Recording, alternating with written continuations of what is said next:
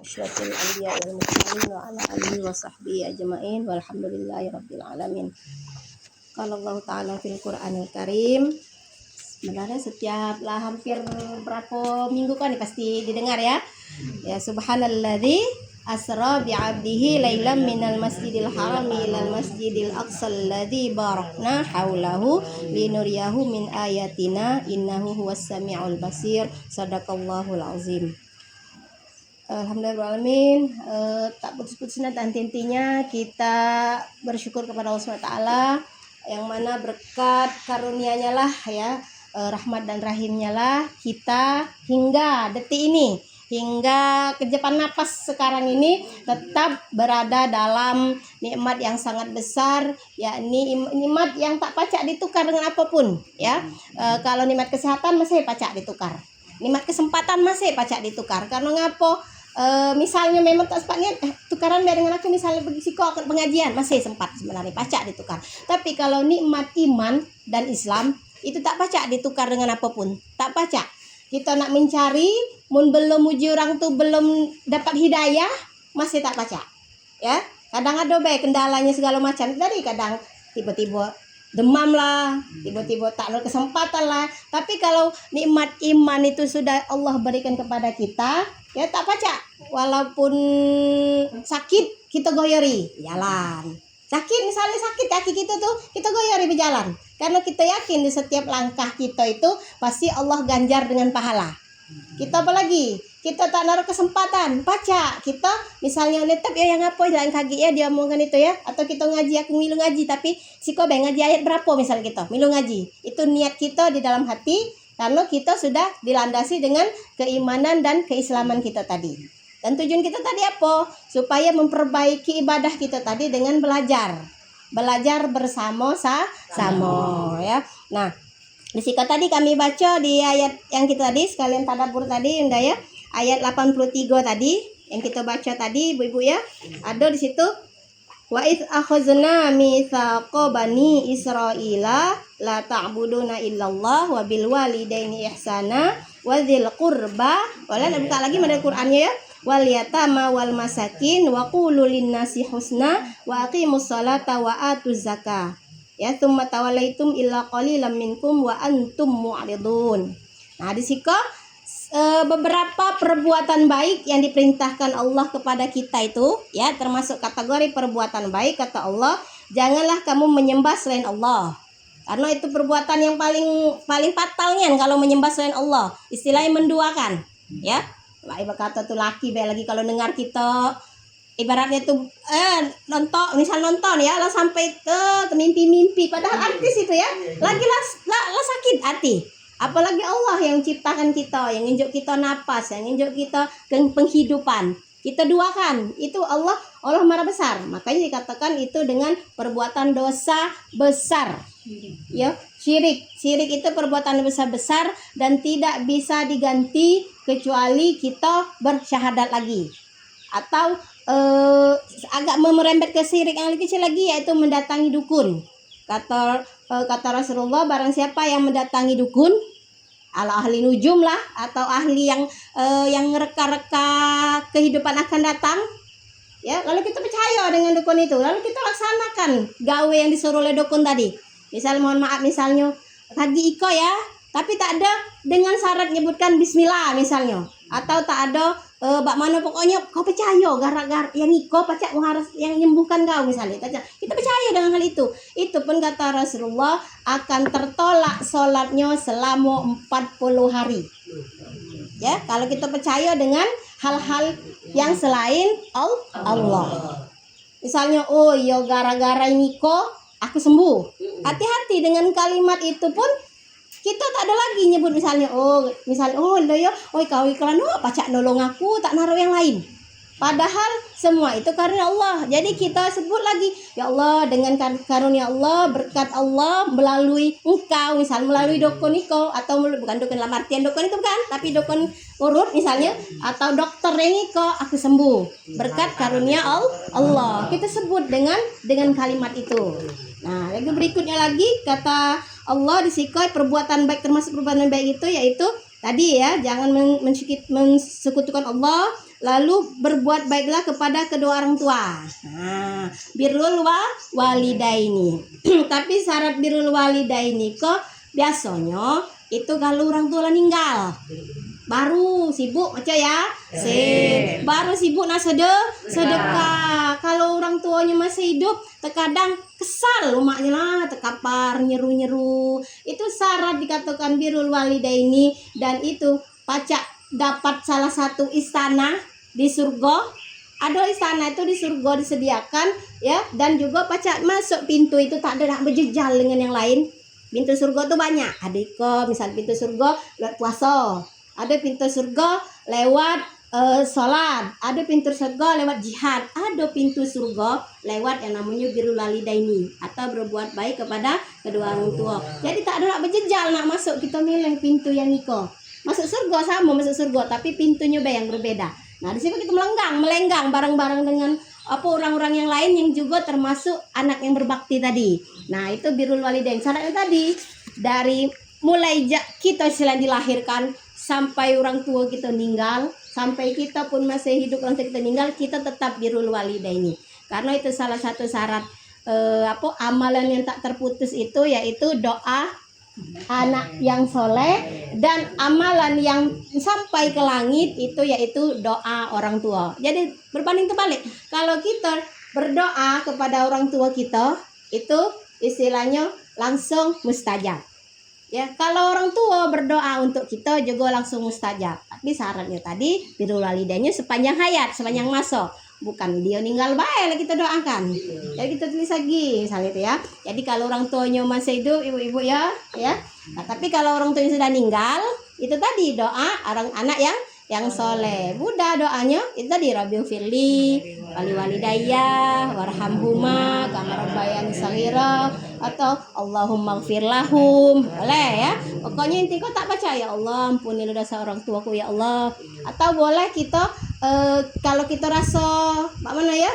Rasa doa kita tuh masih ya, sebenarnya doa itu syarat doa itu terkabul tuh yakin dulu. Tapi kita masih ya Allah aku koni rasa masih banyak dosa. Kita ganti amalan kita tuh dengan sedekah. Atau kita ganti lagi dengan membaca Al-Quran. Setiap ayat yang kita baca itu kita hadiahkan untuk orang tua kita. Boleh, itu salah satu wujud birrul walidaini. Lalu yang berikutnya ya, birrul walidaini yang perbuatan baik yang berikutnya menurut Al-Quran di situ yaitu ya kepada orang tua, kerabat, anak-anak yatim, dan orang yang miskin. Nah, jadi kita tuh berbuat baik tidak hanya kepada kedua orang tua, bahwa kepada kerabat ya, lalu anak-anak yatim dan orang-orang miskin. Karena ngapo? Anak-anak yatim dan orang miskin itu golongan yang paling dicintai oleh Rasulullah. Karena ngapo? Rasulullah termasuk anak yatim. Rasulullah termasuk orang miskin sebelum bertemu dengan Khadijah. Ya, itu. Bahkan Rasulullah berdoa, ya Allah mati kalau aku dalam keadaan miskin. Karena ngapo? Karena semakin banyak harta atau yang apapun dititipkan ke kita, semakin panjang hisab kita kaki. Hisab kita kaki sepanjang. Misalnya kita ada harta ini kok, ditanya dapat dari mana, digunakan untuk apa, ya. Terus bak mana kau manfaatkan untuk kemananya, panjang. Berseko lagi ada harta yang lain. Maka semakin dikit harta kita, semakin cepat hisab kita ke surga atau ke neraka. Itu istilahnya begitu ya. Lalu berikutnya lagi disiko kerabat. Kerabat disiko diartikan dengan yang masih hubungan darah atau juga tetangga kita. Nah, kata Rasulullah dalam Al-Quran itu, man kana yu'minu billahi wal yaumil akhir falyukrim jarahu. Barang siapa yang beriman, ngaku beriman kepada Allah dan ngaku beriman kepada hari akhirat kiamat, salah satu syaratnya itu maka muliakanlah tetangga, maka hormatilah tetangga. Nah, mun tetangga kita ngidupkan TV dalu-dalu kuat-kuat, tetap walaupun itu serasa menzalim kita tetap harus menghormati tetangga. Bak mana caranya? Kita tak ada milih perbuatan dia. Apalagi misalnya kita tak ada misalnya Sedikit beta ada ngambek patok tanahnya. Itu salah satu perbuatan atau mohon maaf, kita tak ada memelihara hewan yang membuat keresahan tetangga. Kan banyak Pak Kari. Atau minimal kita tak ada nanam batang yang membuat tetangga kita tuh resah karena setiap hari nak nyapui daun itu. Itu salah satu perbuatan baik kepada tetangga. Hati-hati, masalah tak daun dikit baik campak ke tanahnya, mun dia tak senang ya, itu salah satu perbuatan zolim. Doa orang zolim kata Rasulullah cepat terkabulkan. Kecuali kalau siapa misalnya nak apa-apa ya, ambek lah yang apa campak di situ, ambek lah yang apa bunga itu ambek, tapi dengan syarat aku minta tolong ikhlaskan daun itu campak di kau. Kita buat perjanjian dulu. Kalau rasa tak sanggup tetangga kita termasuk yang cerewet, tebang baik batang. Atau apa jurang tuh totoi. Ya, udah tuh dikit lagi. Kalau tanah kita masuk ke apa patok tadi itu bergeser senti baik. Itu kata Rasulullah itu bukan tanah itu baik yang kita pijak baik, tapi 7 lapis itu jadi beban kita kaki di akhirat. Jadi bukan yang tanah ayah dikit sekilan, minta dikit sekilan, minta jalan aja kita. Tapi dia tak ikhlas gara-gara sekilan itu, misalnya dia lagi sempit rumahnya atau bak mano atau cucuran apa atap kita tuh nganggu dia misalnya, atau bak mano hingga dia tak sakit hati sampai lapis 7 itu yang membani kita. Kapan itu lagi di akhirat kita nukung tanah 7 lapis itu. Jadi itu tetangga, baru hal kecil, baru tetangga ya. Nah, kalau anak yatim tadi itu ada di surat kalau kita hafal araital lazi qazubidin fadzalikal ladzi yad'ul yatim, termasuk orang yang mendustakan agama, yaitu orang yang menghardik anak yatim. Anak yatim itu ngapo kan Rasulullah golongan anak yatim. Jadi itu paling Allah Rasulullah sayang ya anak yatim tersebut. Bahkan menghardik anak yatim pun tak boleh, apalagi ngambil hartonya. Nah, misalnya kita perwalian, misalnya kita ada nambah kita anak yatim atau kita kenal anak yatim, kita tolong. Karena salah satu kunci rezeki yang mengalir itu salah satunya yaitu memelihara anak yatim. Ada beberapa cara kita nak dapat rezeki, istilahnya pakai rekening gaib. Ya, rekening gaib. Salah satunya misalnya kita belikan mukena, diam-diam baik, tak usah dibur kan. Kita lepaskan ke musola. Nah, di musola tuh Allah alam orang makanya tak ada, pasti ada pangkonya satu saat orang makanya. Orang sholat dengan mukena kita itu dia dapat pahalanya juga ngalir ke kita. Rekening gaib. Apalagi kita nyediakan makanan untuk kucing. Ada terkadang ya kucing tuh yang marah ke rumah tahunian, dia sinyal, ada sinyal 8 makan kentang-kenteng bunyi pereng, marah. Jangan kita marahi, kita njuk. Karena itulah rekening gaib kita. Karena di antara doa makhluk hidup ada doa dari kucing yang mengalir untuk rezeki kita. Nah, apalagi misalnya yang nyediakan aqua kan nih untuk kita belajar ngaji, itu juga pahala rekening gaib tadi. Memang tak ada berupa kaki diganti, ya bisa jadi diganti dengan aqua yang lebih lagi banyak, atau diganti dengan rezeki yang lebih lagi, ya. Asal tadi apa? Sekali lagi tadi rekening tadi apa? Tadi memelihara anak yatim, bukan melihara anak kau tidak di rumah kami atau tak, bukan. Tapi misalnya tiap bulan tuh misal kita ada rezeki apa kita hinjuk, itu istilahnya tuh kan naik kok misalnya untuk kau beli buku misalnya, itulah sudah termasuk membantu anak ya yatim. Syukur-syukur kita memelihara nyunian ya, syukur-syukur misalnya kita baca nyekolahkan dia sampai ke tingkat yang tertinggi, sampai dia baca mandiri, sampai dia baca meneruskan hidup dengan keilmuannya. Nah itu lalu berikutnya lagi itu ini laksanakanlah sholat dan tunaikanlah zakat. Ngapalah sholat itu bebarengan terus dengan zakat? Ya, pasti aqimis shalah wa ita'iz zakat. Rukun iman Islam ada berapa? Haji itu syahadat, sholat, puasa, zakat. Tapi ada lagi syahadat, puasa, sholat, zakat. Diperdebatkan. urutan rukun Islam itu ada yang diperdebatkan. Ada versinya syahadat, sholat, puasa, zakat, haji. Ada lagi versi yang lain syahadat, puasa, sholat, zakat, haji. Tapi yang jelas samugalo. Tapi kebanyakan aqimis sholati wa itaiz zakat. Kalau ngapo? Kalau kita sholat baik, ya, tak ada mengeluarkan zakat, sama baik kita tak ada membersihkan jiwa kita. Ya, hati kita bersih, taben kita bersih, tapi harta kita tak ada bersih. Nah itu, jadi kita tuh bukan hanya sekedar melulu fisik kita baik, tapi harta yang kita dapat itu ada sebagian dari milik orang yang tidak mampu, orang fakir atau miskin. Makanya itu, ya. Lalu berikutnya lagi, tetaplah kemudian kamu berpaling mingkarnya kecuali sebagian kecil dari kamu dan kamu masih menjadi pengumpulan. Nah itu kira-kira di situ jadi ya. Jadi ada beberapa perbuatan baik, ya, kata Allah itu tidak syirik pada Allah, berbaik-baik kepada kedua orang tua, kerabat, anak yatim, orang miskin, dan bertutur kata yang baik. Nah sekali lagi bertutur katalah yang baik kepada manusia, ya. Ada lagi hadisnya, man kana yu'minu billahi wal yaumil akhir falyakul khairon aw liyasmut. Pernah tak ada dengarnya Ibu? Falyakul khairon aw liyasmut. Barang siapa yang beriman kepada hari akhir, ya, kepada Allah dan hari akhir, maka berkatalah yang baik atau diam. Pernah dengar istilah diam itu mas? Oh, diam itu mas. Bukan dalam artian diam itu mas bak mano.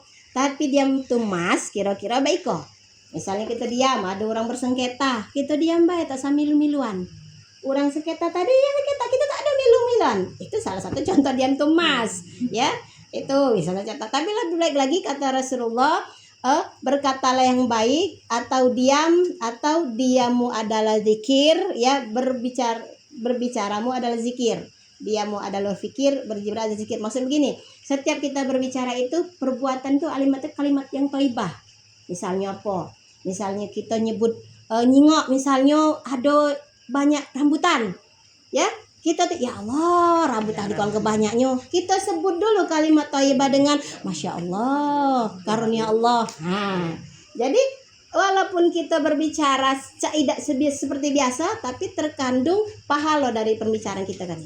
Misalnya kita dapat musibah, ya, jangan musibah. Nah ya, kita unek-unek kita ngomong tak ada. Kita sebut dulu kalimat thayyibah.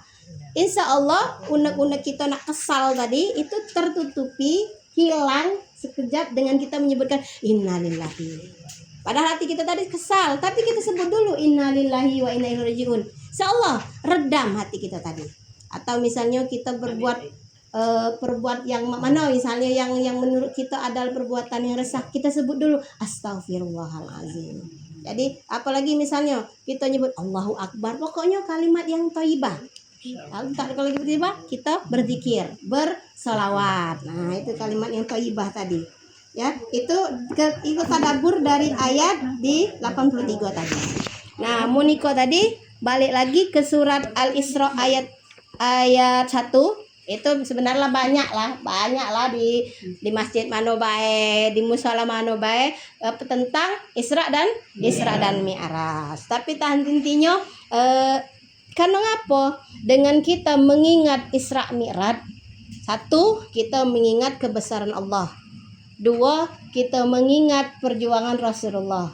3, hal paling utama adalah kita mengingat bahwa sholat adalah perbuatan yang paling penting, ibadah yang paling penting. Bahkan jantungnya ibadah kita itu adalah sholat. Atau ada patah yang mengatakan, perbaiki sholatmu, Allah akan perbaiki hidupmu, ya. Nah, dalam kata perbaiki sholat itu bagaimana? Iya, misalnya kita sholat, ya, cukup waktu kita sholat tuh, tapi belum awal waktu. Nah, berarti kita perbaiki menjadi di awal waktu. Lalu apalagi kita sholat misalnya masih terburu-buru, kita belajar untuk khusyuk dalam sholat, ya.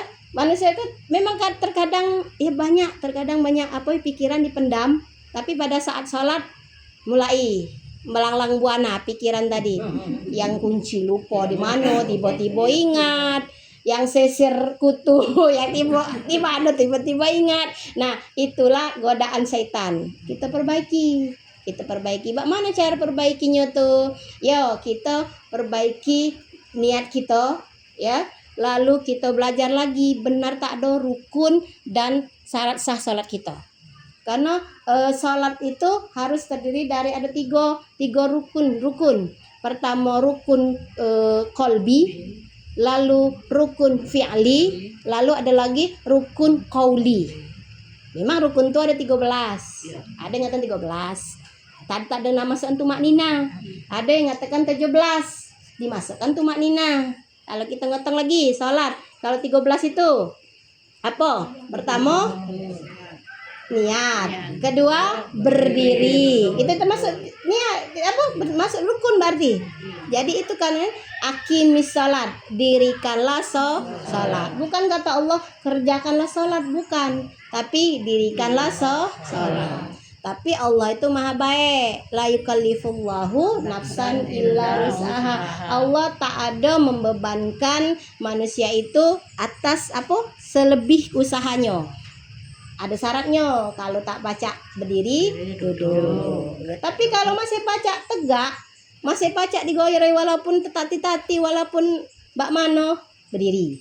Karena beda kualitas antara sholat tegak dengan sholat berdiri itu beda kadarnya. Menuju kita kadarnya itu berapa persen. Nah itu.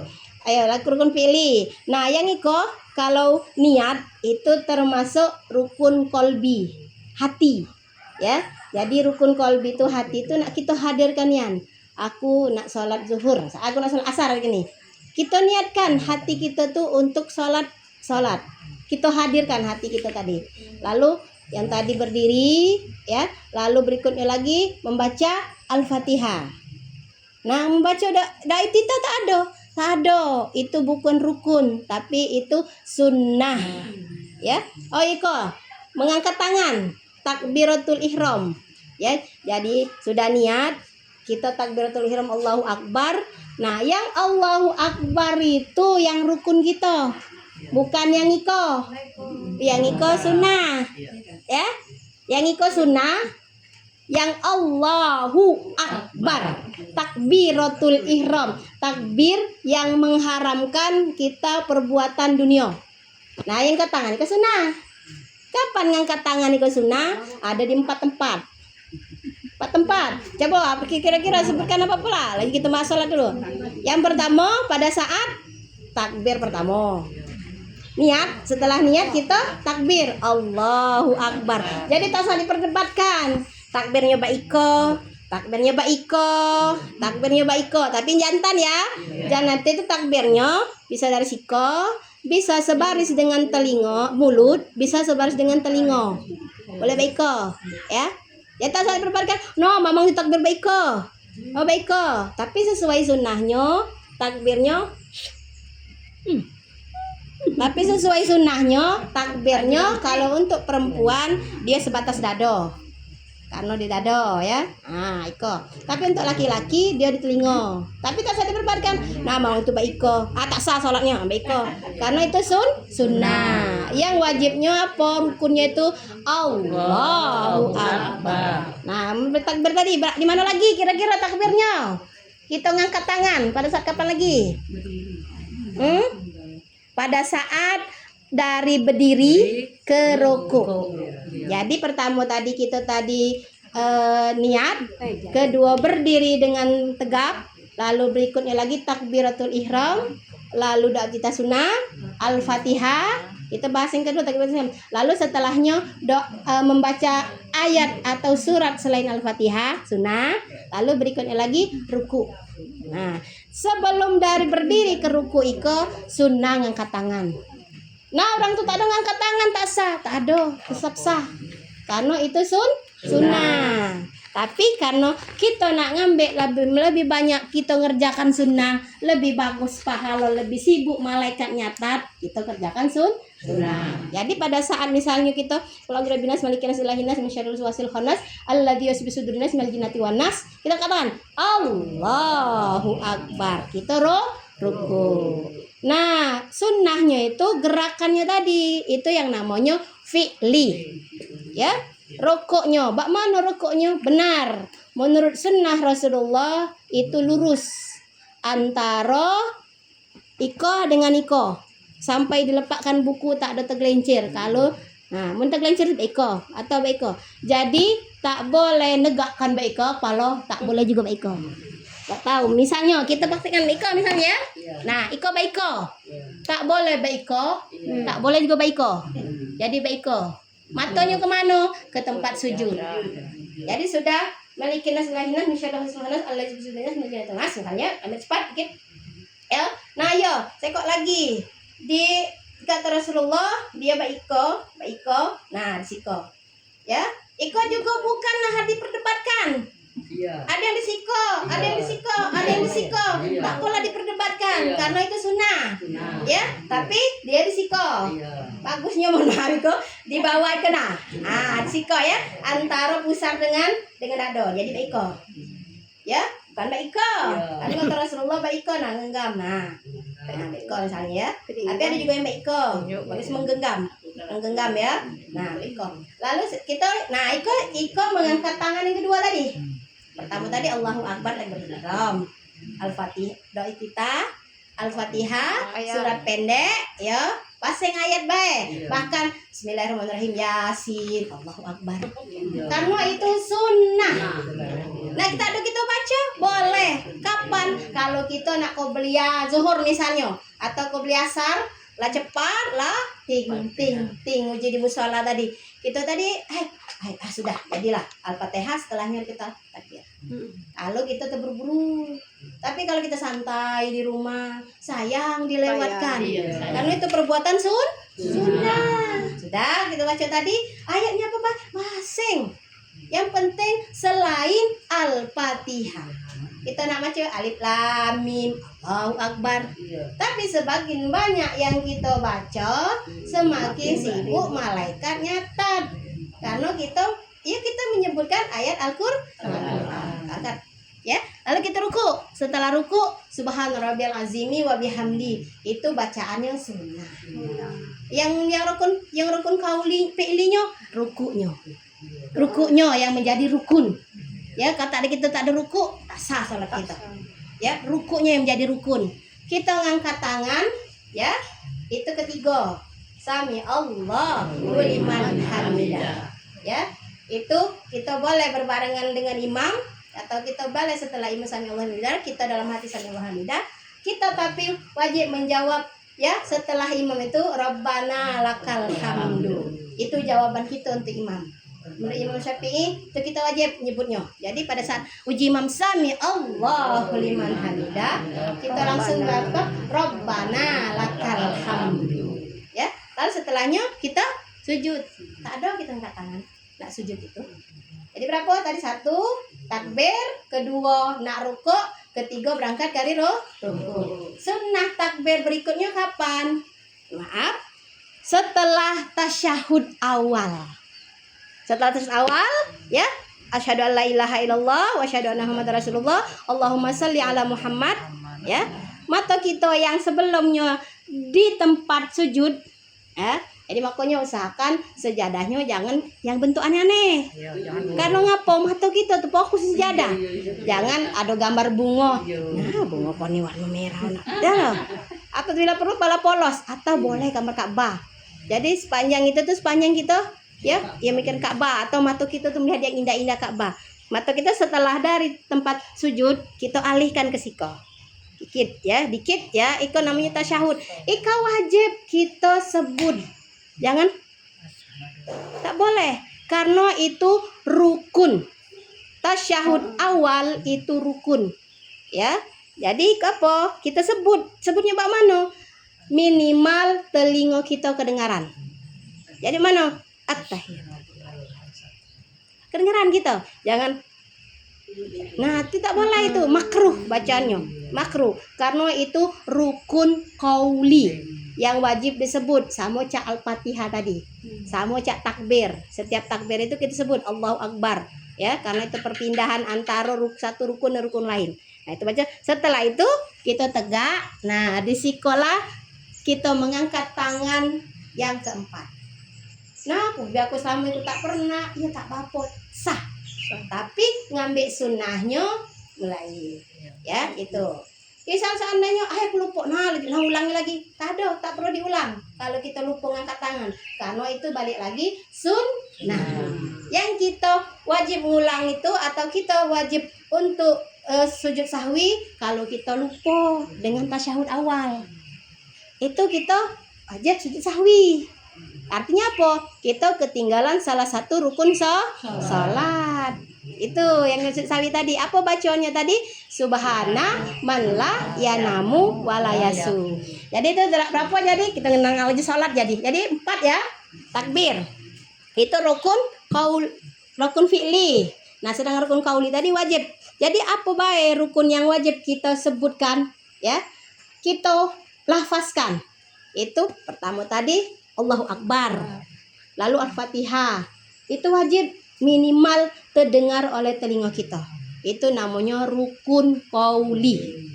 Lalu apa lagi? Rukun qauli berikut lagi tasyahud tadi. Lalu apa lagi? Rukun qauli yang berikutnya lagi itu yakni tasyahud akhir. Setelahnya salam. Itu wajib kita bukan. Tak boleh itu. Minimal telinga kita dengar Assalamualaikum warahmatullahi. Minimal telinga kita dengar. Jangan Assalamualaikum. Atau misalnya pada saat Al-Fatihah tuh Bismillahirrahmanirrahim. Alhamdulillah. Kata ganggu. Tapi minimal kedengaran kita. Bismillah. Alhamdulillah. Nah, telinga kita dengar ya. Nah, itu namanya rukun qauli. Tak boleh kita ngerimul-ngerimul. Jampi-jampi tak boleh. Tak boleh. Karena minimal mulut kita bergerak ya, telinga kita dengar. Itu namanya rukun qauli. Nah, itu pada saat di tasyahud akhir namanya. Ya, itu kapan tasyahud akhir? Setelah terakhir kita baca yang Allahumma sholli ala Muhammad wa ala ali Muhammad kama shallaita ala, itu tasyahud akhir namanya. Dari tahiyatul. Nah, itu rukun qauli. Rukun fi'linya tadi, tadi misalnya maca kalau yang Rabiul Firli itu sunnah. Yang rukunnya duduk antara dua sujud. Pak mana ada sujud? Baik. Tapi mentak baca baik. Tidak ada keterangan sah, tidak diperdebatkan. Cuman Rasulullah menumpukan kakinya satu, badannya satu. Nah, itu ya. Lalu kalau pada saat iko renggangkan, tapi pada saat takbir dengan pada saat sujud diparakkan dengan ditutup, bukan dibuka. Tapi pada saat kita ruku dan juga tasyahud kita renggangkan dikit. Yang ruku yang kita itu kan ya. Ruku itu kita genggam baik kan ya. Nah, bukan baiko, tapi baiko. Tapi kalau kita baiko, kalau kita baiko, kita sujud juga merapatkan. Bukan baiko merapatkan. Nah, itu bedanya. Itu tentang sholat. Ngapa? Kalau sah sholat ya, atau sholat kita diterima, maka akan berlaku yang namanya innas sholata tanha anil fahsyai wal munkar. Sesungguhnya sholat itu mencegah dari perbuatan keji dan perbuatan munkar. Nah, coba kita jengok lagi. Ya, bak mana kira-kira salat kita telah berbuat keji mungkar belum? Apa keji itu? Keji itu perbuatan yang kira-kira merugikan orang lain dan juga diri kita sendiri. Yang pola perbuatan yang merugikan diri kita sendiri, misalnya, dan orang lain, misalnya mohon maaf mencuri. Apalagi itu yang level besar ya, itu level besarnya mencuri. Lalu apalagi membunuh, lalu berzina. Itu perbuatan yang berat kerjaannya, juga berat itu dosanya. Tapi ada perbuatan yang kecil lah gawenya tuh, tapi tak sadar menggerogol jiwa kita. Yang apa? Misalnya hasad, dengki, dikit nian pas lewat dari kita tadi. Kita tadi nyingok misalnya orang tadi motor baru. Nah, iya, ada kredit, ya, kita ada kredit, motor baru puluh yang itu salah satu yang apa perbuatan yang la nyentil gitu ya, itu kecil sebenarnya, tapi itu menggerogoti jiwa kita. Ujungnya hasad, ujungnya tak tahan, ujungnya merembet ke perbuatan mungkar. Apa misalnya, nah, tak setuju nih orang tuh lah sakit hati lah apa-apa, ujungnya datang ke dukun. Iya, ada misalnya ya. Nah, itu salah satu contoh. Dia salat Pak Mano, sholat terus, puasa terus, tapi tetap perbuatannya, berarti mohon maaf, sholatnya belum mencegah dia dari perbuatan keji dan mungkar. Tadi keji tadi misalnya hasad tadi, ya, ujungnya ke mungkarnya ngapo? Laju datang ke dukun, lalu ujungnya aku nak minta robohkan usaha dia tuh, misalnya baik-baik. Nah, padahal dia sholat terus, padahal ya mohon maaf pakai itu terus, ke pengajian terus, tapi perbuatannya duduk di perentinan, gibah, apalagi misalnya mohon maaf apa namanya, rentenir, riba dan sebagainya. Tapi sholat terus, kita lihat dulu, berarti sholatnya belum mencegah dari perbuatan keji dan mungkar. Jadi Bukan yang salah berarti ya. Hah? Bukan sholat yang salah, bukan sholatnya jurang berjilbab, tapi perbuatan bukan jilbabnya yang salah, tapi orangnya. Nah, iya misalnya, ke pengajian tapi masalah itu bukan pengajiannya yang salah, tapi orangnya yang salah. Lalu balik lagi ke sholat tadi, berarti pokok pangkal dari perbuatan manusia itu adalah sholat. Kalau sholatnya benar, insya Allah tingkah lakunya benar. Karena sholat tadi, inna sholata tanha anil fahsyail munkar. Bagaimana caranya kita perbaiki sholat kita dulu? Bagaimana caranya kita luruskan niat kita nak sholat dulu? Kita nak sholat, niatnya itu karena panggilan Allah dan juga kita butuh dengan sholat itu. Kalau tak sholat, hati kita tak tenang. Balik lagi niatnya tadi, bukan sholat itu supaya dijenguk oleh, oh iya ya, kena sholat supaya juga anakku, oh iya mak kau ni alim. Hati-hati, itulah sudah beda niat. Anak sholat misalnya, oh iya biniku kau ni kapok alim ya, semayang 5 waktu. Kan kita nak minta omongan orang, hati-hati, itu sudah berubah nih. Jadi kita luruskan lagi niat, sholat itu adalah kewajiban kita dan kebutuhan kita, dan juga kita itu panggilan Allah yang tak pacak ditawar lagi. Itu niat kita misalnya. Kedua, kita perbaiki cara kita sholat. Kita sholat tadi mana? Iya, kita yang kita rukun-rukun tadi sudah kita laksanakan, kita tambah dengan sunnah tadi. Nah, lalu berikutnya lagi kita perbaiki cara baca kita. Misalnya multar kita Allahu Akbar lah benar misalnya. Al-Fatihah. Karena pokok jantungnya sholat Al-Fatihah. Jadi jantungnya ibadah itu sholat, jantungnya sholat Al-Fatihah. Karena kalau tidak membaca Al-Fatihah pada saat sholat, sholatnya tidak sah. Berarti apa? Kita perbaiki baca Al-Fatihahnya. Selain diperbaiki lisan penyebutan Al-Fatihahnya, kita gali lagi arti dari Al-Fatihah itu. Sehingga pada saat kita baca Bismillahirrahmanirrahim, Alhamdulillahirabbil alamin, dalam mulut alhamdulillah. Kita di mulut kita bergerak alhamdulillahirabbil alamin, di hati kita kan nyebut. Nah, jadi kita hosok salat tadi. Pikiran kita tetap ada nak dirayapi oleh setan. Karena ngapa? Hati kita tadi, pikiran kita dan hati kita disinkron. Bismillahirrahmanirrahim. Oh, Allah Maha Pengasih lagi penyayang. Iya kan Abu iya kan stain kita, oh ya Allah aku di tempat engkau. Nah jadi kita tuh di samping kita menyebut lisan itu sebagai rukun, hati kita itu juga maco artinya. Jadi salah satu hal yang membuat khusyuk kita sholat itu tahu dengan arti bacaan kita tadi. Lalu ada lagi yang pada saat begini, nah itu juga kita khusyukkan juga. Rabbighfirli warhamni. Lebih baik kita lambatkan ya. Rabbighfirli, ya Allah ya Tuhanku ampuni aku, warhamni, tak apa-apa. Tak apa-apa dalam hati, asal jangan ya Allah Tuhanku ampuni aku, jangan. Padahal. Jadi mulut kita Rabbighfirli di hati kita kok nih, di hati kita baca kan sinkron ya. Oh, aja salah warhamni. Dalam hati kita tadi Allah. Gitu ya, tapi dalam hati. Nah itu, jadi sinkron antara mulut kita dengan hati kita, sehingga setan tadi tak ada ganggu kita. Itu apa pada saat apa lagi yang kita khusyuknya itu pada saat tasyahud akhir. Asyhadu alla ilaha illallah. Itu usahakan kita fokusnya untuk pada saat sholat itu. Itu jadi kita tuh apa? Kita tuh bersyahadat terus sehingga pada saat di hari di dalam kubur tadi uji malaikat tadi, siapa Tuhanmu? Rabbi Allah.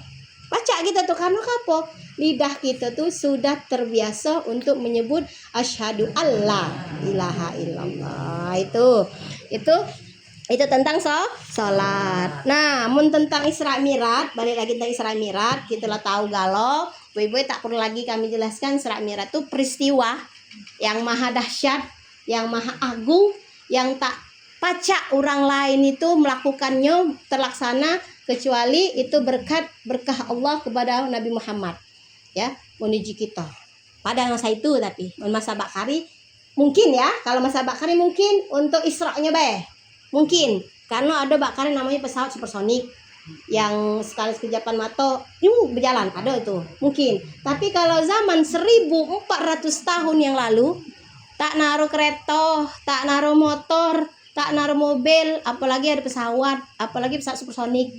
Berjalan pakai apa? Kuda atau keledai, atau apa? Unta. Tapi kita unta jarang orang tuh naiknya. Unta itu untuk orang melepaskan barang. Kuda. Tapi tak pacak kuda kalau ditempuh kira-kira misal bisa jadi 2 minggu perjalanan. Itu ditempuh hanya 1/4 malam. Bukan setengah malam, 1/4 malam. Kira-kira lah misalnya dari jam setelah Isya Rasulullah Isra diajak Allah oleh malaikat, ya, malaikat Jibril, itu kira-kira jam 10 lah sampai ke Baitul Maqdis kira-kira Jadi 2 jam. Perjalanan yang ditempuh kira-kira 2 minggu, pacak 2 jam. Pacak dari luar akal mun zaman dulu. Tapi kalau kita analogikan seperti misalnya kan itu ada uji Ustadz Zainuddin, tapi kami revisi dikit. Misalnya semut masuk dalam tas, dalam kocekan, jadi basengnya dalam apa kocekan iko, dalam kepia, ya misalnya. Nah, lalu apa? Masuk dia dalam semut tuh ke dalam apa kita misalnya dalam truk misalnya. Nah, truk itu berangkat dari Paheraman ke Jakarta. Ya, misalnya berangkatnya dari jam berapa? Dari jam 7 sampai jam berapa? Jam 8 malam.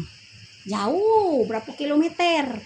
Lalu kira-kira lagi kaki balik pulau ke kelamnya dari Jakarta ke Paheraman. Nah, semut itu ada dalam truk tadi.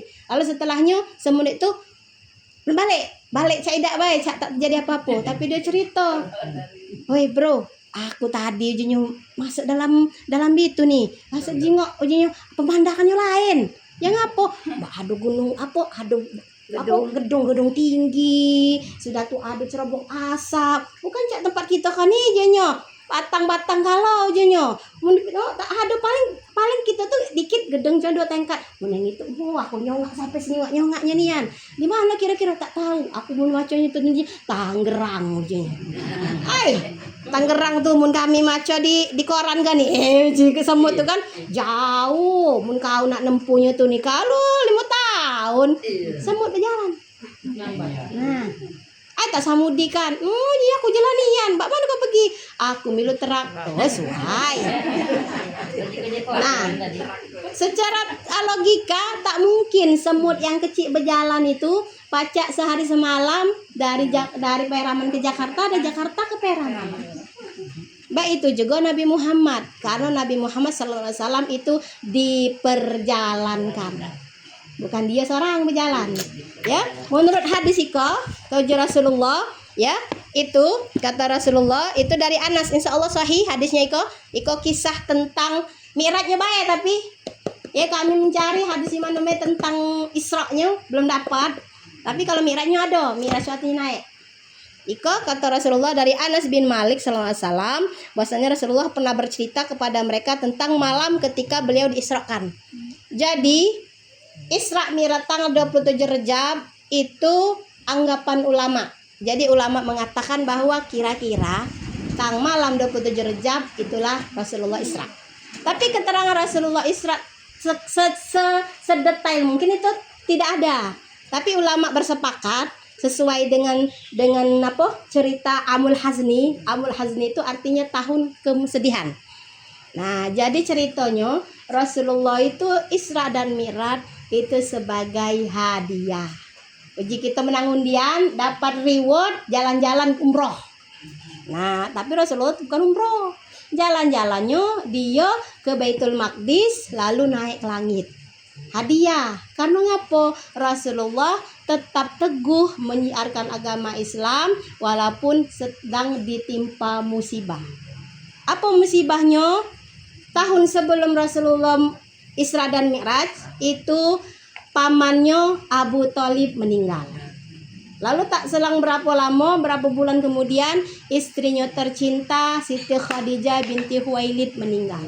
Bak mana tak sedih. Menurang biasa bae. Biasa. Sudahlah. Lesu aku nak dakwah lagi. Ya, orang yang menjadi tamengku itu tak naruh lagi. Karena ngapo? Abu Thalib kalau ada orang yang nak istilahnya nak menyakitai Muhammad sallallahu alaihi wasallam, hadapi aku dulu. Kalau Abu Thalib dihadapi lalu dibunuh oleh satu kaum yang lain akan menyerbu kaum itu. Karena ngapo? Simbol dari kemuliaan orang Mekah itu salah satunya Abu Thalib. Uji kita misalnya pembesar di mana itu meninggal dibunuh oleh sianu. Orang itu yang kaki habis setelah sampai ke kaum-kaumnya. Makanya orang takut. Makanya Nabi Muhammad aman. Lalu segi harta, puji Nabi Muhammad, aku nak dakwah ke siko, emasku, puji Khadijah, aku nak dakwah ke siko, iko simpananku. Sampai Khadijah meninggal, Siti Khadijah Khuwailid meninggal, itu hanya tersisa baju yang dipakainya. Itu pun lah cari-cari. Bayangkanlah perempuan konglomerat semekangat itu. Seko ya, jadi kita siapa Bakari yang terkenal yang punya perusahaan Wardah, yang punya perusahaan yang flexing siapa Sela Sokia misalnya siapa yang flexing itu belum ada apa-apanya. Semekah itu Khadijah perempuan yang paling kaya. Karena ngapa? Pertama dia memang dari keluarga kaya. Kedua dia janda kaya. Ketiga memang dia wirausaha atau pedagang sukses. Tapi apa? Dia meninggal pun tak ninggalkan apa-apa kecuali baju yang ada dipakainya saat sakit. Bayangkanlah, saking cintanya dengan Rasulullah dan percaya bahwa Rasulullah itu akan memberi memberi kehormatan beliau hingga akhir zaman. Sampai sekarang kita nyebutnya Siti Khadijah. Kalau kita tak kenal siapa nih yang Siti Khadijah, tak kenal, kita pernah bertemu. Tapi terbayang baiknya Khadijah ya. Padahal 40 tahun umurnya. Dilamarnya Muhammad umur 25 tahun. Lagi mekar-mekarnya, lagi gagah-gagahnya, sedang Khadijah janda 2 kali. Tapi Allah beri kehormatan dia hingga dikenang, hingga dikatakan sebagai pemimpin perempuan di surga kaki. Karena apa? Berkat menikahi Nabi Muhammad. Berkat kedermawanan dia memberikan seluruh harta dan jiwa raganya untuk suaminya. Itu Khadijah. Jadi kalau kita mengidolakan, idolakan dia. Ada sebuah kisah mengatakan pada saat Nabi Muhammad itu lagi di Gua Hiro, lalu datang Jibril. Pernah dengar? Ya kata Jibril, ikra. Uji Nabi Muhammad, aku tak cak maco. Balik kedinginan, buka lawang. Laki itu balik langsung. Tak ada. Oh dari mana Muhammad? Dia tahu dari Gua Hiro ya. Nabi Muhammad tuh langsung puling, langsung diselimuti oleh Khadijah. Tak ada dulu bebel bertanya. Mana kak? Apa kak kau pucat pasti? Iya kak, minum apa? Tak ada. Langsung Nabi Muhammad langsung masuk ke dalam kamar, ke peraduannya, langsung diselimuti Khadijah. Tanpa bertanya apa-apa, tanpa bebel, tanpa muat, pening kepala laki lagi diselimuti. Sampai ditunggu, lakinya lah tenang, lakinya tuh baru cerita yang tak masuk akal. Gelap gulita, didatangi cahaya, dipeluk oleh cahaya itu, lalu dibacakan ayat Al-Quran, lalu cahaya itu hilang. Tak masuk akal. Tapi ujungnya aku percaya. Saking kepercayanya dengan Nabi Muhammad. Tak ada dia muat, "Hai, kau tuh mimpi misalnya. Tak kena ada, baik tak ada. Tapi ujungnya aku percaya. Tak ada nak dia nak sebut, "Hai, lakukan yang lagi mabuk, lagi mimpi." Tak ada. Munji kita bak syariah apa? "Hai, halo, tapi dia tak ada banyak bertanya, tak ada banyak membantah, tak ada banyak apa. Aku percaya dengan engkau Muhammad dan Tuhanmu." Akhirnya dia jadi apa? Jadi perempuan pertama yang masuk Islam. Ganjarannya itu. Nah, itu jadi balik lagi ke Siko. Jadi itu reward atas kematian pamannya Abu Thalib bin Abdul Muthalib. Reward itu hadiah. Puji Allah, Jibril. Kau gali Muhammad, ikut tiket ya, kau ajak dia jalan-jalan. Siap, puji Jibril. Akhirnya Nabi Muhammad sudah sholat isya, kira-kira di satu malam dia lagi berbaring di Al-Hijr. Al-Hijr itu dikatakan Mbak Kari itu dinding Ka'bah. Jadi berbaring apa nguling jadi senderan baik kan nih datang Jibril. Karena Nabi Muhammad sudah sering melihat Jibril. Kalau yang pertama itu sekali itulah pertama kali datang, makanya dia gemetaran pada saat di Gua Hira. Itulah biasa lah datang. Tak ada bunyi gemerincing, tak ada bunyi mekakan telinga dia datang. Datang apa? Datang mau bejana dari emas. Puji Rasulullah ya. Lalu bejana itu dari emas, lalu dia membelah dadaku. Kata Rasulullah, itu belahnya di mana? Ada kata Rasulullah dari bawah leher sampai ke bawah pusat. Siko. Ada lagi kata Rasulullah dari atas dada sampai ke bawah pusat. Intinya belah dada. Ya ada yang katakan kisahnya ada dari siko sampai ke siko, ada dari siko bae sampai ke siko. Lalu dibelahnya dadaku kata Rasulullah ya. Nah, mengeluarkan hatiku dari atas dada sampai ke bawah kata Rasulullah, lalu ia mengeluarkan hatiku, kemudian aku dibawakan bejana dari surga yang dipenuhi iman. Nah, jadi alam mbak mano apa ya tak tahu ingonya kata Rasulullah penuh iman. Jadi dadanya dibelah, lalu dimasukkanlah, dicucinya hatiku tuh, lalu diisinya dengan iman. Nah, jadi apa? Ya nak bertemu Rasulullah, bertemu Allah, pasti harus dalam keadaan suci. Jadi Rasulullah itu balik lagi pernah dibelah dadanya 2 kali. Kapan itu? Waktu bayi, pada saat di pengasuhan Halimatus Sa'diyah di suku Badui. Lalu berikutnya lagi pada saat nak naik ke langit, pada saat Isra dan Mi'raj. Bak mana belah dadanya, bak mana lagi bak sekejap waras tak percaya. Itu kita tak cak mikirnya. Yang penting kita percaya pernah terjadi peristiwa Isra dan Mi'raj dan pembelahan dada Rasul. Lalu kata Rasulullah lagi di situ, lantas diisinya dengan iman, kemudian didatangkan seorang binatang yang tubuhnya lebih kecil daripada bagol atau kuda dan lebih besar daripada khimar atau keledai, putih rupanya. Nah, jadi putih. Kata Jarud yaitu buruk. Jadi buruk itu warnanya putih, ya, lebih kecil dari kuda dewasa. Bukan kuda yang kecil situ, tapi kuda yang dewasa yang memang pantas untuk ditunggangi, lebih besar dari keledai. Keledai itu yang telinganya luncuk, ya. Itu bukan keledai, itu yang luncuk. Ya jarang kita nyengoknya. Putih rupanya. Si buruk ini, ya binatang itu sekali melangkah sejauh mata memandang. Itu hadisnya. Jadi bagaimana dikata sejauh mata memandang? Ya, kita mandang. Ibaratnya tak naruh rumah, tak naruh apa, pokoknya mandang tempat jauh.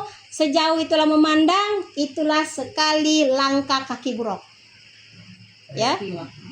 Misalnya mak mano, tak pacak kita mandang langit, tak pacak kita nyatakan jauhnya. Kita misalnya mandang lapangan, kita tegak di lapangan itu tak naruh bak rumah segala macam, ya. Kita jengok. Atau yang lemaknya itu di laut. Misalnya kecil-kecil ke Bangka atau ke Lampung misalnya, ya. Yang tak naruh di situ ada rumah, apa pohon-pohon. Nah, jengok sepanjang mata memandang, itulah jauhnya langkah buruk. Bayangkanlah tak pacak tak jauh jam. Dia sejam mata dia melangkah, sekali langkah itu 100 km. Wajar cuma 2 jam sampai ke Palestina. Ya istilahnya seperti itu. Jadi sejauh mata mandang. Lalu katanya lagi, lalu aku ditunggangkan di atasnya. Nah, ikolah dikatakan tadi asro bi abdihi, diperjalankan hambanya. Karena Rasulullah itu dinaikkan. Tuh, naiklah kau di siko Muhammad, mantap-mantap, kita nak jalan-jalan. Jadi Nabi Muhammad tuh tak ada, dia tuh berjalan orang, itu tuh atas izin Allah dinaikkan. Nah, mantap di siko. Nah, sedangkan Jibril milu juga nunggangi. Nah, menurut riwayat yang lain, kepaan Jibril itu, sayapnya itu dari barat, dari matahari terbit, timur sampai ke barat. Jadi tak tahu bak mano lebarnya. Tak tahu, pokoknya kalau dunia kau nih di dalam dua sayapnya kan nih. Lebarnya dunia kan di dalam dua sayap kan nih. Itu menurut kisah tadi, sayap Jibril saat dibentangkan itu mencapai timur ke barat. Di timur tuh misalnya kita Asia, barat tuh apa? Amerika. Lebarnya tadi. Iya. Alam itu kita cak mayangnya, tapi baik itu Jibril ada kepaan sayapnya. Lalu katanya lagi, lalu berangkatlah Jibril bersama aku sehingga sampailah ke langit dunia pertama. Nah, itu ceritanya langsung ke Mi'raj. Tapi ada beberapa kisah yang mengatakan Rasulullah itu Isra dulu, artinya berjalan dulu. Berjalan, lalu Mi'raj naik. Berjalan itu kemana? Dari Mekah, berjalan ke Yasrib. Dia ke Yasrib itu berjalan lagi sampai ke kemana-mana. Ada pertama ke sholat Rasulullah di pohon tempat berteduh Nabi Musa saat dikejar Fir'aun. Jadi Rasulullah sholat sunnah di situ. Nah, uji Jibril jalan-jalan tadi, traveling tadi. Nah, Muhammad ikolah tempat Nabi Musa dikejar oleh Fir'aun, dia istirahat di situ. Uji Jibril lagi, jalan-jalan lagi.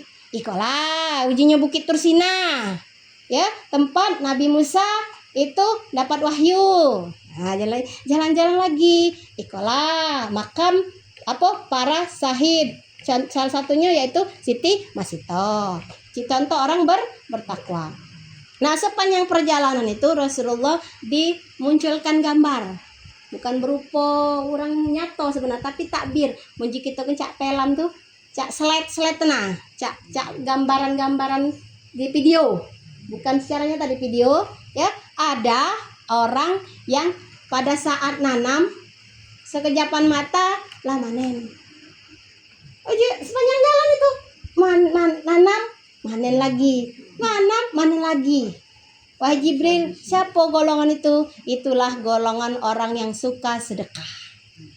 Jadi apa? Sedekah itu tak ada hilang sebenarnya kita tuh. Sebenarnya kita tuh lah manen, tapi manennya dalam bisa berupa harta yang langsung kita sedekahkan tadi balik lagi ke kita, atau double lebih berpuluh-puluh kali lagi, atau bahkan diganti dengan yang lebih lagi. Kita ada sehat, ada kita batuk-batuk lalu tiba-tiba bertemu orang, ada obatnya, kita coba kapok sehat. Nah, itu rezeki dari kita berkat kita sedekah.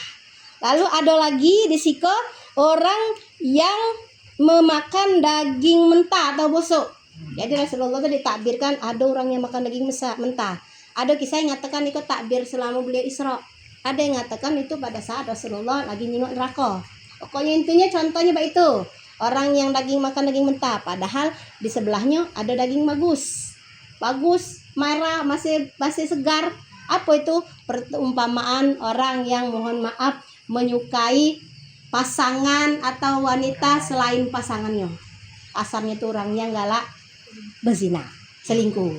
Jadi itu contohnya orang yang ada daging bagus, yang segar, dia nak milih daging busuk. Itu contoh orang dalam zina, ada contohnya.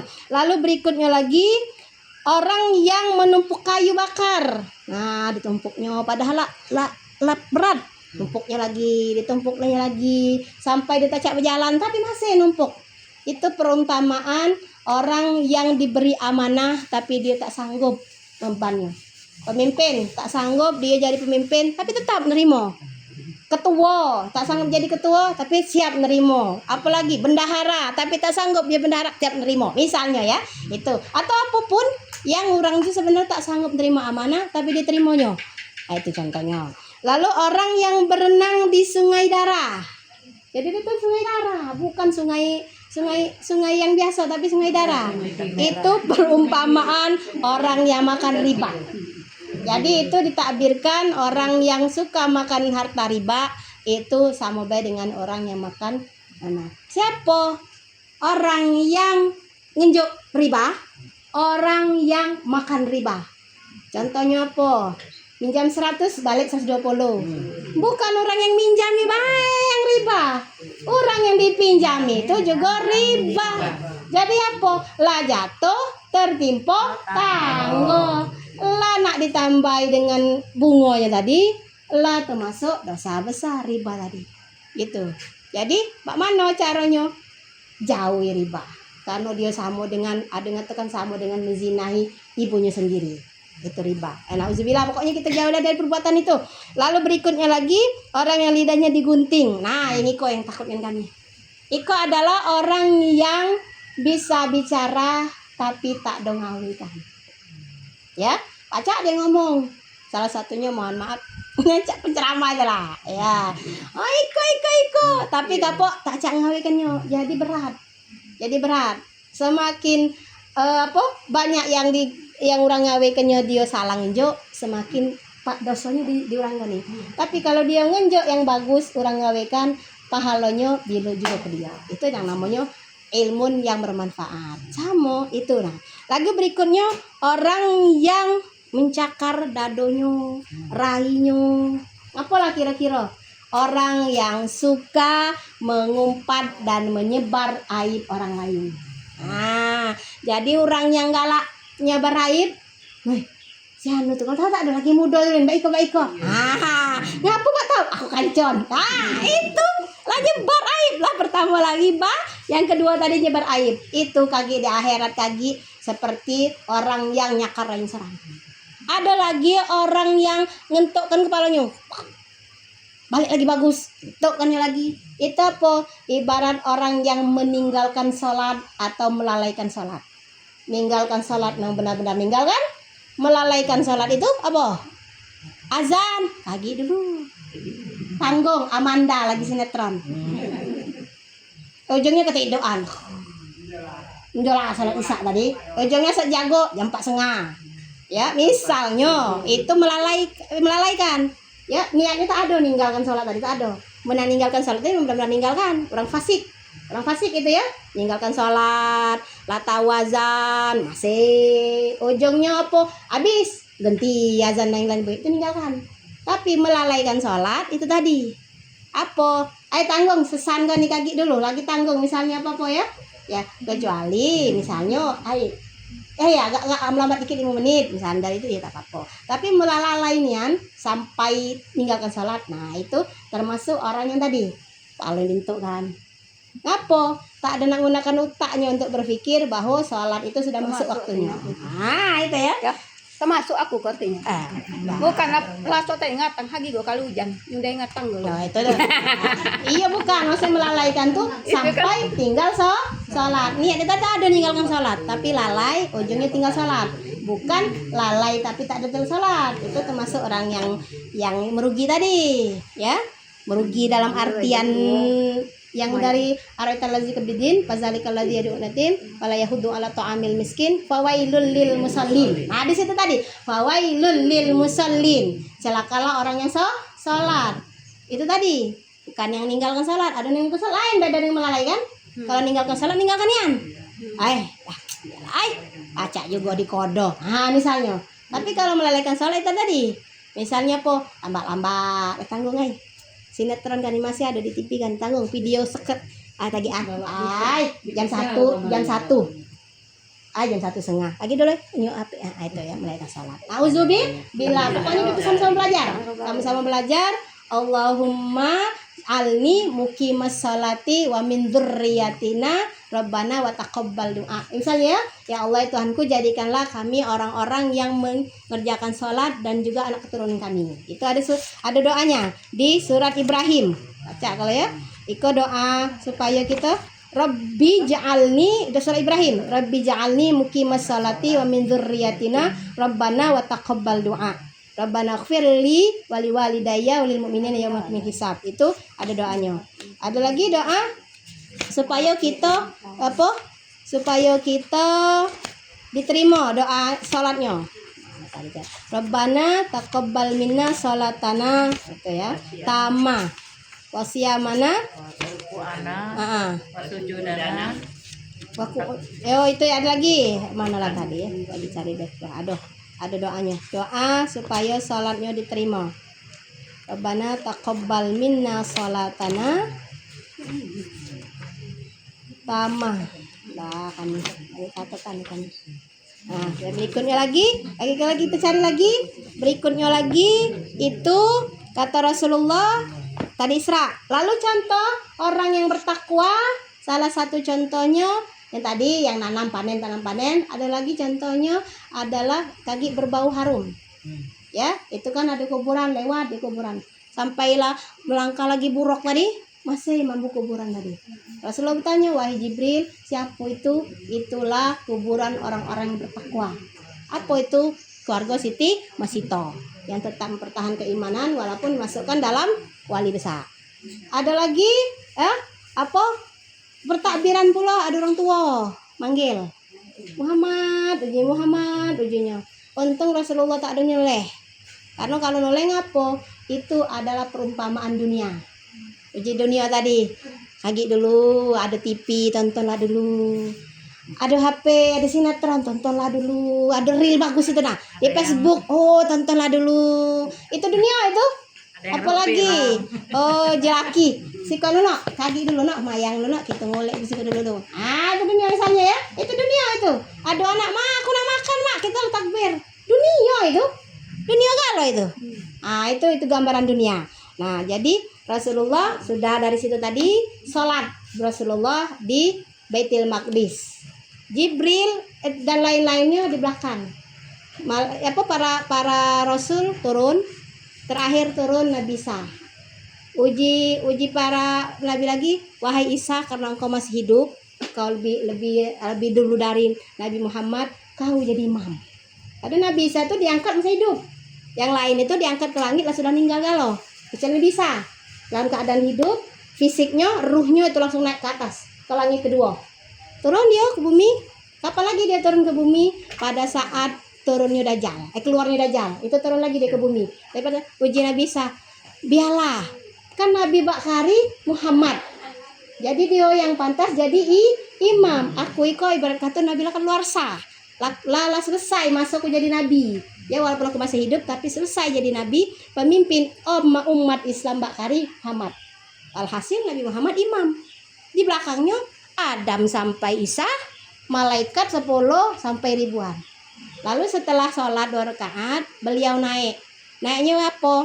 Dari Baitul Maqdis, tak tahu apa terbang, apa ada tanggo, sehingga itu batu pijakannya sampai Bakariado di Masjidil Aqsa.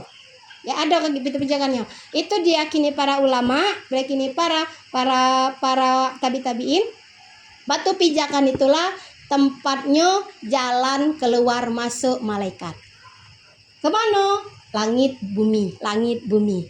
Jadi secara logika kita, malaikat itu tak ada, dia cepluk lewat siko tak ada. Tapi ada jalur resminya, pintu resminya, yaitu Baitul Maqdis tadi. Selurusan kemana? Selurusan ke itu tadi. Kemana tadi? Ke tanah tadi ya, ke sejajar dengan Baitul Maqdis, pintu langit, tempatnya di Baitul Maqdis tadi itu. Lalu apa tujuan Allah itu jalan dia naik ke Baitul Maqdis? Karena dulu sebelum Mekah jadi kiblat, kan bakar kiblat kita. Iya. Yang menjadi kiblat pertama itu Baitul Maqdis. Karena ngapa? Para nabi sebelumnya itu adalah dari kaum Israel, dari orang-orang Palestina. Banyak nabi-nabi dari kaum Palestina. Sampai Bakari Israel ngambil Baitul Maqdis karena merasa Baitul Maqdis itu punya mereka. Nah, jadi apa? Kalau kita sholat di Baitul Maqdis, itu Baitul Maqdis itu ada masjid di Palestina yang Bakari dipegang oleh Israel. Itu 500 derajat daripada sholat biasa. Pahalanya. Lalu kalau kita sholat di Masjidil Nabawi Madinah 1000 derajat daripada kita sholat di masjid biasa. Jadi satu kali kita sholat itu 1000 kali pahalanya dibanding kita tadi 27 derajat di masjid biasa jemaah tadi ya. Lalu di Masjid Haram di Mekah ya itu 10.000 derajat. Jadi itulah salah satu orang mati-matian yang pengen umroh dan haji, salah satu tuh nak ngambil berkat itu tadi. Kita sholat sekali di rumah, sholat subuh sehari di rumah. Kalau kita sholat di Baitul Maqdis, sama baik kita 500 kali sholat subuh di rumah. Itu kita sholat subuh di Masjid Nabawi Madinah, sama baik kita 1000 kali sholat subuh di rumah. Ya. Kita kita salat subuh di Masjidil Haram Mekah sama baik kita 10.000 kali salat subuh di rumah. Nah itu pengen orang tuh nak ngambil berkatnya, bukan karena salah satunya itu karena dia memang tempat kiblat itu. Salah satu berkahnya itu ibadah di Madinah 1000 kali. Ibadah di rumah di masjid ada 7 rakaat berarti kurang ditambah baik berarti di Mekah 10.000. Jadi kita tuh ngomong sholat subuh 10.000 kali baru kita tuh sama dengan sekali sholat di Mekah. Itu gitu, orang nak ngambil berkahnya lebih apalagi belum puasa. Nah itu jadi naik beliau Mi'raj ya, naik pertama itu bertemu dengan Nabi Adam. Nabi Adam itu 75 kilometer asalnya tingginya. Jadi nyongak perannya. Ada dua kisah tuh ngatakan kalau Nabi Adam itu tegak sampai ke langit pertama. Ada yang kepada Nabi Adam ya itu. Nah Nabi Adam itu pada saat itu noleh ke kiri, beliau sedih. Pada saat noleh ke kanan, beliau senyum. Ternyata saat noleh ke kiri itu gambaran neraka, sedih, takut. Kalau saat noleh ke kanan itu gambaran surga. Uji sebelum bertemu tuh takut dulu. Uji Nabi Jibril. Assalamualaikum. Ya waalaikumsalam. Siapa? Jibril ujinya. Ngapa kau nak datang? Aku mau tamu. Siapa tamumu? Nabi Muhammad. Diundang nggak ada? Diundang. Silakan masuk. Itu salah satu tata cara bertamu. Lalu ngetek pintu juga 3 kali. Lalu tidak boleh kita nyingok ke jendela. Nyimbang. Itu salah satu hal yang dilarang adab bertamu. Ngetek assalamualaikum tak naruh. 2 kali assalamualaikum tak naruh. 3 kali assalamualaikum jadilah. Itu. Jadi assalamualaikum itu Jibril datang naik lagi ke langit kedua. Sudah ramah tamah ngobrol-ngobrol. Oh iya Iko Muhammad. Dan ngobrol tamah naik lagi bertemu dengan ya Nabi Yahya dan Isa. Nah di situ assalamualaikum sama diulangi lagi. Waalaikumsalam. Ada siapa? Aku Jibril. Dengan siapa? Nabi Muhammad. Diundang tak ada diundang. Masuklah. Naik lagi ke Nabi Yusuf. Asal dijingok uji orang sebelah Nabi Yusuf itu. Apa Nabi Yusuf yang malu minder. Ya. Uji Nabi Yusuf, aku koni 1/4 dari tampan Nabi Musa, Nabi Muhammad. Jadi Nabi Muhammad itu misalnya 10%, Nabi Yusuf itu 1/4, dunia iko setengah, ya. Segala-gala yang ketampanan itu terpancar dari Nabi Muhammad. Jadi menjurang Nabi Yusuf itu tampan yang melebihi dunia dan segala isinya, belum setampan Nabi Muhammad SAW. Malu Nabi Yusuf itu, oh ya Allah ternyata lebih tampan dari aku, lebih bercahaya. Lalu berikutnya lagi naik lagi ke Nabi Idris.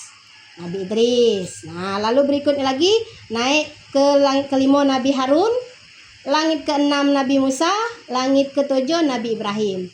Nah tapi pada saat Nabi Musa naik lagi, wih, kau Muhammad ikan kecil dari hati kami. Tapi Allah, kau baca ujinya dibebankan sebanyak kaum sampai akhir kiamat. Hebat ujinya. Ya, hebat ujinya itu. Udah. Jadi ujungnya aku be lagi tak sanggup, ujungnya aku sampai ke siko be, padahal aku besar tinggi beko kau hebat. Nah, selain Nabi Ibrahim uji malaikat Jibril, ikolah kakek keturunan moyangmu, ya, ikolah yang induknya kau. Karena ngapa? Ibrahim punya anak Ishak, Yakub, Yusuf, Ayub, Syuaib, Musa, Harun, Sulaiman, ya, Daud, Zakaria, Yahya, Isa, sampai stop. Ibrahim, Ismail, lagi sampai ke bawah, sampai ke keturunannya Bani Hashim, sampai ke Abdul Muthalib, sampai ke Abdullah bin Abdul Muthalib, sampai ke Muhammad. Jadi siko sekok puyang, ya, siko. Nah itu. Lalu pada saat itu naik lagi ke Baitul Ma'mur. Di mana Baitul Ma'mur? Setelah langit ketujuh Baitul Ma'mur. Itu menurut kisah Baitul Ma'mur itu sejajar bawahnya dengan Ka'bah. Tempat apa? Tempat ibadahnya para malaikat. Jadi malaikat itu pada saat datang waktu panggilan ada baca lagi, kami baca bahwa kisah malaikat itu sebenarnya ibadah terus. Jadi ada malaikat yang mele di takbir terus. Ada yang malaikat mele sujud terus sampai ke akhir zaman, itulah. Ada yang malaikat mele berdoa terus sampai akhir zaman. Mele berdoa itulah, tetap itulah gawenya. Makanya malaikat itu tidak dipenuhi nafsu, tak ada nak makan, tak ada nak minum, itulah gawenya. Dia pada saat itu takbir terus. Pada saat dia sujud terus sampai hari kiamat. Itu sampai akhir masa. Nah, lalu berikutnya lagi naik ke Sidratul Muntaha. Nah, di sikolah uji Jibril, kau sampai siko bae ku antar. Aku jadi tour guide sampai siko bae. Ngapa? Ujinya aku tak ada diundang oleh Allah. Untuk hari khusus kau seorang yang diundang oleh Allah. Aku tak ada masuk. Naknya apa maksa masuk, aku kan ini sekarang itu hancur jadi debu. Karena ngapa? Aku tak diundang. Jadi naiklah Rasulullah ke Sidratul Muntaha, masuk sampai ke dekat istana Allah. Ujungnya ada di Sidratul Muntaha itu ada pohon yang buahnya berbentuk kendi. Buahnya tuh gitu, kalau rambutan bulat, buah Sidratul Muntaha itu bentuk kendi. Lalu daunnya lebarnya cak kuping gajah. Jadi hadis ikan nih. Nah itu. Lalu dia naik. Setelah itu terjadilah percakapan. Percakapannya mbak mano? Yang kita tadi. At-tahiyatul mubarakatus salawatut thayyibatul lillah. Uji assalamu alayka ayuhan nabiyyu. Ya Allah itu. Ya, uji Nabi Muhammad, at-tahiyatul mubarakatus salamut alaika. Uji Allah, assalamu alayka ayuhan nabi warahmatullahi wabarakatuh. Assalamu alayna wa ala. Itu percakapan Allah dengan Nabi Muhammad. Akhirnya Allah membebankan ujinya, Muhammad, aku ngenjuk kau ibadah yang paling utama, salat 50 kali. Ya, uji Muhammad. Iya. Udah. Iya, be. Turun, keluar. Paman uji Jibril, yang apa yang ditunjukkan oleh Allah dan sampai aku tak jadi ngoping ujinya, sampai aku tak ada jadi perantara. Biasanya tuh kan ini jadi kurir ujinya. Bakari kau COD dengan Allah nak ngantar langsung barangnya dengan kau. Biasanya kurir ngaku nih, ini apa nian? Salat, hebatnya salat itu. Sampai aku bajunya bukan kurirnya, sampai berharga nih salat itu, sampai Allah menunjukkan langsung ke engkau wahai Muhammad, bukan lewat aku sebagai kurir. Uji Jibril, kira-kira itulah. Turun Ibrahim yang apa? Salat 50 waktu. Iya.